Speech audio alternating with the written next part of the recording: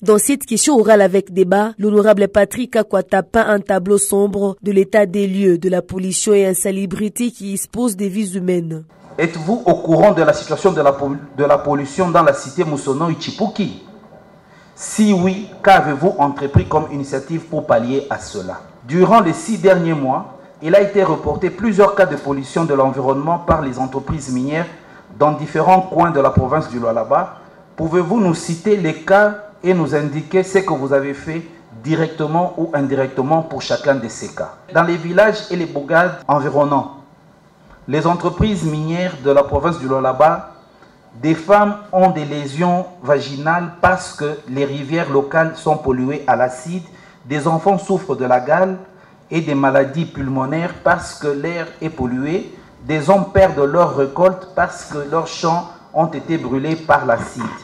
Quelles sont les mesures prises par votre ministère pour soigner ces malades, pour dédommager ceux qui ont perdu leur maison, leur récolte et leur source de revenus? En réponse, Clément Moufoundji, ministre provincial de l'Environnement, est passé en revue la situation générale de la ville de Kolosi, tout en reconnaissant les limites dans l'exercice de son pouvoir. Touchée par l'événement, l'autorité provinciale elle-même était descendue sur terrain pour palper de doigt les dits impacts négatifs.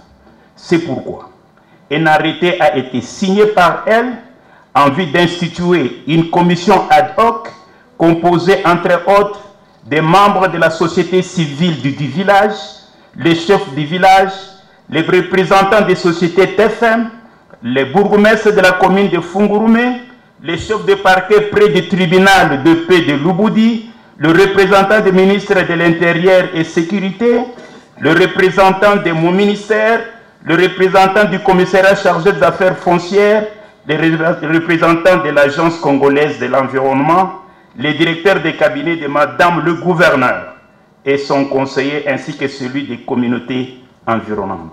Plusieurs cas de pollution ont été épinglés, notamment au village Kabomboa, où tout est pollué par l'usine d'acide d'une entreprise minière de la place. Un cas qui a suscité un débat houlé entre les élus de la province.